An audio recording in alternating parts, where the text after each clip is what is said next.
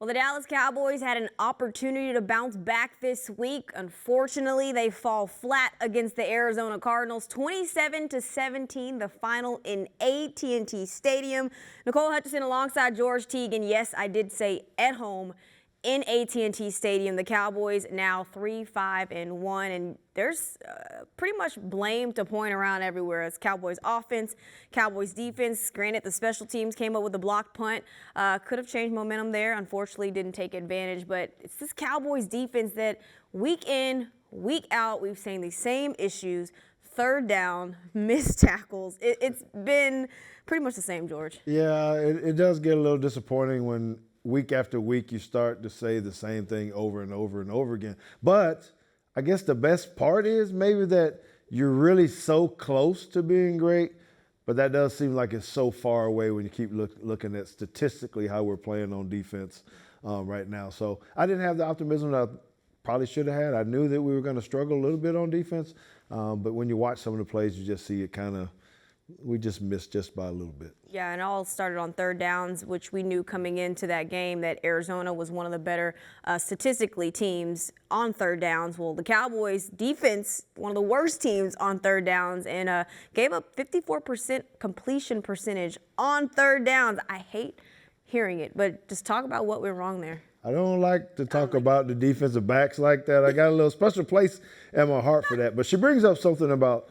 third down and how critical that is. So when you're sitting on 3rd and 14, you're thinking that you're going to get up the field. So I want to show you a specific play about this because they convert on a 3rd and 14 play. So in this one, there's some good, the bad, and the ugly. Let me give you the good first, right? So right now we got 5 guys that are rushing. Listen, there's pressure up there. We're wondering how can you get pressure on the quarterback? They are in his face. That is very, very good, okay? So run it back.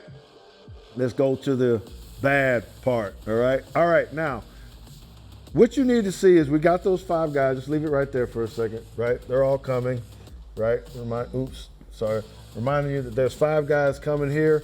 But in the back end, you got these guys playing zone. So a lot of times you would play man, all right, behind a 5-man pressure. We leave a hole right here because of the zone. So when you run, we're playing outside leverage. You let it go. You can see that our corners are playing outside. Remember, it's 3rd and 14. Wide receivers are taught to run to the sticks. He's right at 14. We don't have the tight coverage, Nicole, that we hopefully, I wish we just would have played man and tighten it down a little bit. Yeah, Marvin Harrison had a career day in catches, 7 catches for 96 yards. Obviously, when you're playing a lot of zone, it leaves a lot more open spaces in the field, but also in the run game as well. You saw a lot of open holes for this Arizona Cardinals running backs room. Amari DeMarcado as well. Talk about that play. Yeah, so, You sound okay. disappointed. Yeah, well, I am, but, I'm feeling some kind of way about this play a little bit just because I'm a coach, I'm a fan, and when you see things that are drawn up well, you got to remember we have a great offensive line coach too who's very creative. Clayton Adams I'm talking about. I know this is the Cardinals running the ball, but I need to give him some love because he is making sure that our running back is doing well too. And so when you're looking at plays like this, right, so typically when you run some type of counter, this would be called a double G, you get these type of blocks, right? But they were a little bit more creative, and they put another lineman right here, and they're gonna pull and block this guy. So 3 pullers, it's crazy, right? To see that. Now, don't go anywhere yet. So now we're going backside with these guys, blocking back, right, blocking back. That's gonna be real important as you see how this turns out. So when you let it run, you can see the 3 pullers, jump cut, now you got a big old hole right there. How did that happen? That's because you kind of lost leverage when the angles, if you're blocking back on your linebackers, you got to go over the block. Yeah, and if you run the play back, I mean, you see a guy, Jay Tawia, actually falling on the ground, so you lose containment there, and then leaves a wide open running lane for Amari DeMarcado. But, I mean, that's been the story all season long, just like this. I know you're going to probably not want to hear these numbers, but I've got to throw it out there.